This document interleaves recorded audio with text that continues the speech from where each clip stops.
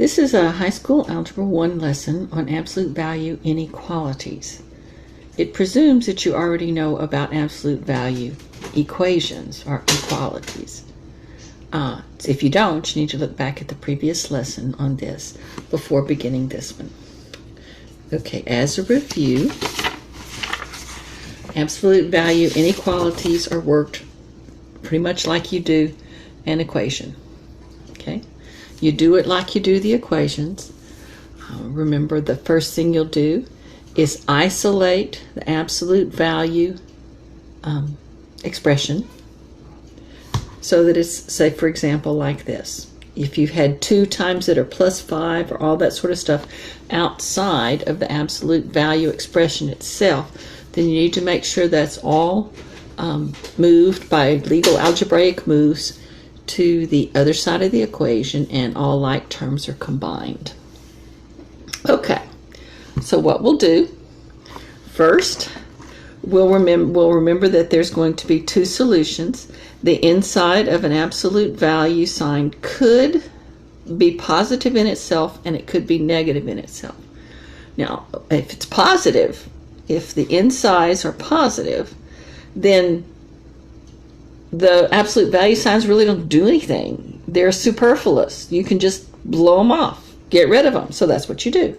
So assuming the case that the inside, the expression, might be positive, just rewrite it without the absolute value symbols and go ahead and finish it and isolate the variable according to your usual algebraic custom. Okay. However, if the inside is negative, remember, there's at least 2 ways to make a negative positive. One is the absolute value sign, and we don't want that. We want that one to go away. So we're going to use the other commonly used fashion, which is to just negate it. So take the entire inside, put it in parentheses, and negate it. So in this instance, the inside is negative. Negating it, 2 negatives make a positive, and then that way you will have accomplished the same thing. Then go ahead and isolate your variable by the usual algebraic means. Then you'll need to evaluate the results. Let's see what that's going to look like. Okay, the first thing is, if it's the absolute value is less than numbers, then it will wind out to be an and statement, a between statement, also for less than or equal to. So if it's the absolute value is less than number stuff expression, then it will turn out to be an and statement, a between statement. Reminder, go ahead, once you've gotten it down to your 2 possibilities, you can write them together or separately. If you write them separately, be sure you write and. You're going to need to do that. So we have what the graph looks like right here. It's like between. Okay.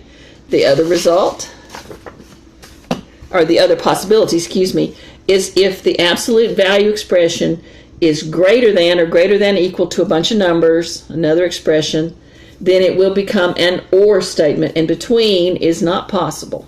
Okay? It's not possible to write the 2 expressions together, so write them separately. Something or something when you wind out. And as you do that, it will turn out to be the other direction on the number line. So that goes out. That is what an or statement looks like, as we've done before, when it's graphed. And now once we put in with the absolute value, it still works. Same deal. Okay, let's try a few of them. Make sure we can do them. Here, you should be in your cipher. You should be taking notes. Remember, writing it down helps you learn it. It's not just for the purpose of having a book, beautiful book. It's for having a beautiful mind. All right. This is simple. Let's work this one. So it will start out as, let's see. If the inside is positive, That's one circumstance. If the inside of the absolute value expression is negative, that's the other circumstance. So we need to work it both ways because we don't know which way it is. So that's going to be tough here. This is really simple. If x is already positive, then you don't need the absolute value signs, just blow them off. That'll be x is less than 4. If x is negative, then you need to negate it to make it positive. Two negatives make a positive. Same deal as the absolute value. So we'll do negative x is less than 4. All right. Now, what do we need to do here? Well, we can't have a variable be negative, so we'll multiply both sides times negative 1. And we'll go, and guess what we got to do? We got to change the symbol. Okay? Don't forget to change the symbol whenever you multiply or divide by an inequality by a negative number. Remember, adding and subtracting just slides around the number line, but multiplying or dividing jumps to the other side. Like if you're in positive land, it goes to negative land where everything looks backwards. Or if you're in negative land, it goes to positive land where everything looks backwards. Okay, what's this going to look like? Here's 0, 4, negative 4. This will be the expression. Okay, it's less than, not less than or equal to, both times. So it will be an open circle at negative 4 and an open circle at positive 4. Now we want all the values that are less than positive 4 and greater than negative 4, so this is what we want. You can leave this as two separate statements as it is. So that would be this and this. But if you want, you can write it as a between statement. It'll be negative 4 is less than x is less than 4. Okay, since this one was an and statement, it can be written as one statement if you want to. Either way is fine. If you're going to leave it like this, remember you have to put the and. Okay? So let's try this one. This one's a greater than. So again, they're simple ones. We have the first case if it's positive, and then we'll have if it's negative. Okay, if it's positive, the absolute value signs do that, so you blow them off. You'll have x is greater than or equal to 3. If it's negative, negate the negative. Two negatives make a positive, and go ahead and simplify it. Okay, we'll multiply both sides by negative 1. And remember, when you do that, you have to change the symbol. Go the other direction. So there we have absolute value in two parts, which is how it's always going to be. Remember to change the symbol. Okay, so now then what we have is this one is, well, let's graph it and see what it looks like. Then we can evaluate it a little bit better. Okay, we have that our 2 points, our 2 endpoints are going to be 3 and negative 3. I can put that a little closer. We can pretend. Okay. So I'll move it a little closer. Okay, 3 and negative 3. So then what do we need to happen with this? Okay, x has got to be greater than or equal to 3. Okay, 3. And it's got to be greater than or equal to, so it'll be colored in. Okay. Then it's got to be, x has got to be less than or equal to negative 3. So there's that. It can be equal to it, so it's bubbled in and then going outside. So this is an or statement. Remember, when you write it, it has to be two statements. They cannot be combined. And you have to write or. Well, let's say for a minute, what if you try to combine them? Are you sure you can't combine them? Well, here, let's try that. Okay. So we remember that when we're going to combine them, the symbols need to go the same way. So this one's handy. I'll change this one. to negative 3, read it backwards, is greater than or equal to x. Okay, so now the symbols are going in the same direction. I can attempt to write it together as negative 3 is greater than or equal to x is greater than or equal to 3. So you're saying like, well, miss, what's the big deal? It worked out just fine, looks great, symbols are in the right thing. We've got the 3, we've got the negative 3, we've got the arrows. Hey, cool. No, not so much, no. Why? Because look at the ends. This says that negative 3 is greater than positive 3. I don't think so. Not in this time-space continuum. That's not happening. So what am I telling you? I'm telling you, you can make it to where if you're not thinking about it, you think you've done it. And you think it's right. But you always got to check your ends to make sure that everything's correct about the statement. And this was not, because negative 3 is not greater than positive 3. Over here, look. Here, negative 4 is less than positive 4. So you're good on that one. Okay. Let's try the next one. Okay. Here's a couple of them for us to try. Work with me. Write it down. Copy the problem. Let's try these. Go ahead and work them with me. You working in your cipher? So we'll get used to what to do. Okay, our absolute value expression is already isolated. So we can go straight to what happens if it's positive and what happens if it's negative. Here we'll have, if it's positive, d plus 4 is already positive, then the absolute values symbols do nothing. So we might as well just get rid of them, which is what we'll do. Then we'll solve.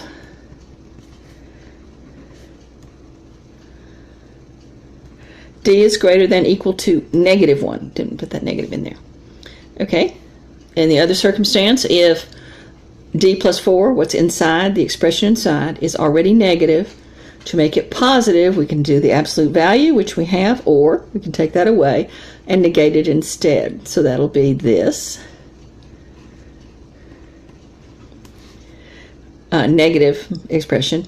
You could either multiply by negative 1 at this point or use the distributive property to distribute. I'll just use the distributive property. Oops. Okay. Add 4. Negative d is greater than or equal to 7. Multiply both sides by negative 1. That'll give us d is less than or equal to negative 7. Oop, that's Ollie. Okay. So let's graph this and see what it looks like. I'm thinking it's going to be an or statement. Ollie. It's okay. It's a mailman. Mail lady. She's okay. Okay, we've got negative 1 and negative 7. It's always good to put a reference where your that's okay, Ollie. Okay, where your 0 is, and then we'll have negative 1, and we'll have negative 7. We need for d to be greater than negative 1, greater than or equal to, excuse me, there. And we're going to need the portion of the line that goes here to the right. So that's what we'll be doing. And we're going to need it to be less than or equal to negative 7. Okay, so this one will go, they'll both go out. It'll be this statement, and you will color in to show that it can be exactly that.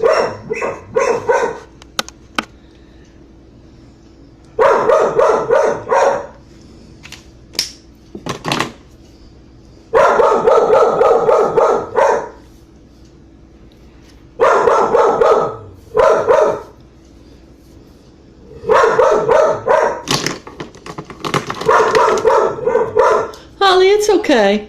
It's okay.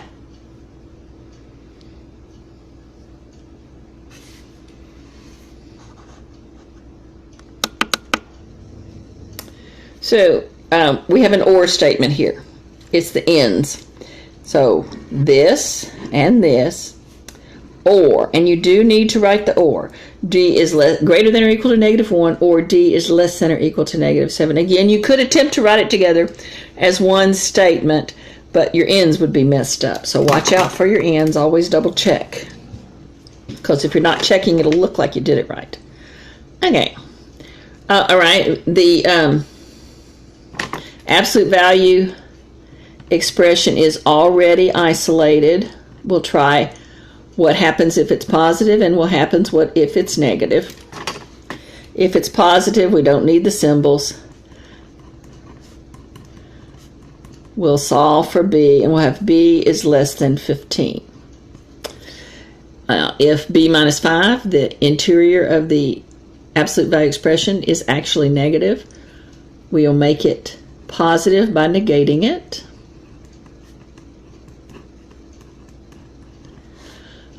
This time I think I'm going to multiply both sides by -1, just because to do it a different way. So if I multiply by -1 at this point, that'll be -1 times that, and times a -1. I put the parentheses because I don't want to put two symbols together. Here, there's two symbols aren't together. Okay. So this will, a negative is a negative. Negative times a negative is a negative. That'll just leave the expression as is, b minus 5. And over here will be -10. And now it's got to be greater than. I'll make that a little bit there. Okay. Add 5 to both sides. B is greater than -5. Okay, let's graph that, see what it looks like. There's Ollie again. Okay, so we've got 0, -5, and a +15. Just make close is good enough for this. You can tell what's happening. So b has got to be less than 15, greater than -5. Less than 15 will be coming this direction, and greater than 5 will be coming this direction, so this is a between statement. And the circles are left unfilled because it cannot be equal to it. Now remember, this, as you can tell when you graph it, this is a between statement. You can write it either as this and this. B is greater than 15 and b is less than 15, excuse me, and b is greater than -5. Or you can change the order of it here, read it backwards. -5 is less than b, -5 is less than b. Then you can put the two together, and that'll be -5 is less than b is less than 15. So you can put it together as a statement. Reminder, you can't do that when it is an or statement. Okay, I'll work one more with you, and then I've got some for you to be doing. Okay, here we go. This is a mess. Let's go ahead and try it. Okay, you have to isolate the expression. Notice that there's this 5 out here. The absolute value expression inside is not isolated, so I need to divide at both sides by 5. So this will turn out to be 1/2 r plus 3, absolute value, is greater than 5 divided by 5 is 1. Now we've got our 2, I'm writing too big here. We've got if it's positive on the inside, then it'll look like this. Don't need the absolute value sign, so you can blow them off. That'll be 1/2 r plus 3 is greater than 1. Isolate the variable. 1/2 r is greater than -2. Multiply both sides by 2. That will give us 2 over 1. 2's cancel.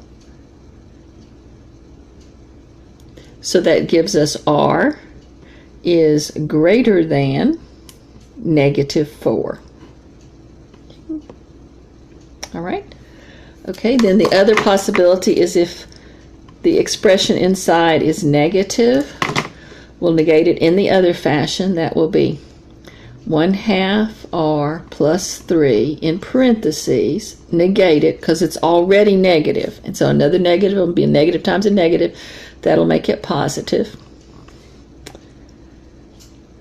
Then I'm just going to go ahead and you can either distribute it or you can multiply both sides by -1. Now, it really doesn't matter. It's the way that you would prefer to do it. That'll be just great. This time I'll do it by distributing the negative sign. Actually, that's times -1 that I'm distributing. Okay, that's officially what's happening here. And -3 is greater than 1. Notice that that did not change the symbol. I did not multiply both sides by -1. I just distributed on the left. So I'm good.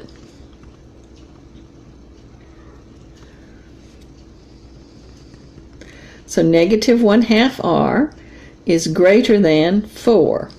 I'll multiply both sides by -1/2.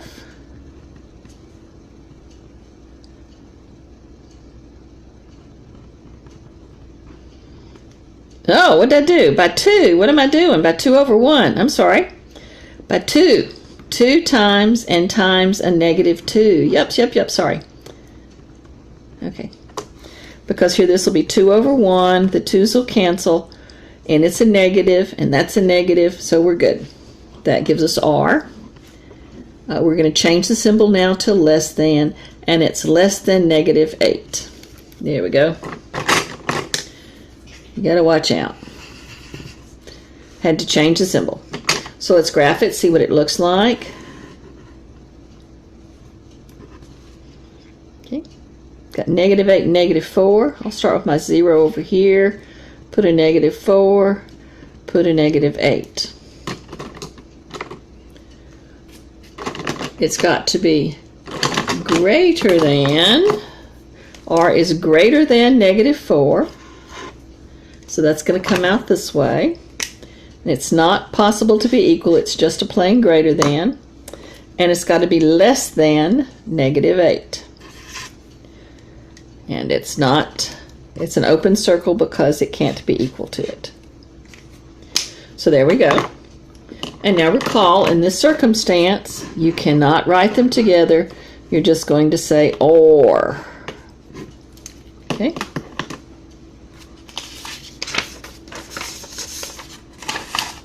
Okay, now I'm going to get you to try some on your own. If you would, write these two down, give it a go, figure it out, pause till you get them both done. Here's what you should have gotten. Please look it over, fix any mistakes, figure out how it's supposed to be. Okay, pause for a moment while you're looking at it and making sure you're right.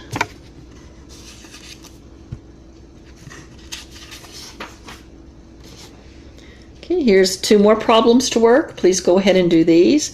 Pause the video while you do them. Get them both done and then replay it. Okay, here's what they're supposed to look like.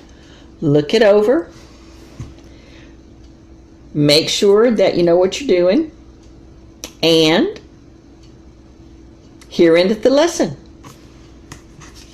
Oh, wait, not quite. There's a handout in class. Here's the summary of the handout. Okay, so you can have it. It looks like this. Make sure you get the summary of the handout. The handout R. You can write it down from here. This is just a summary, and I have it printed for you in class. I may get it attached to the website. Okay, now the lesson has ended.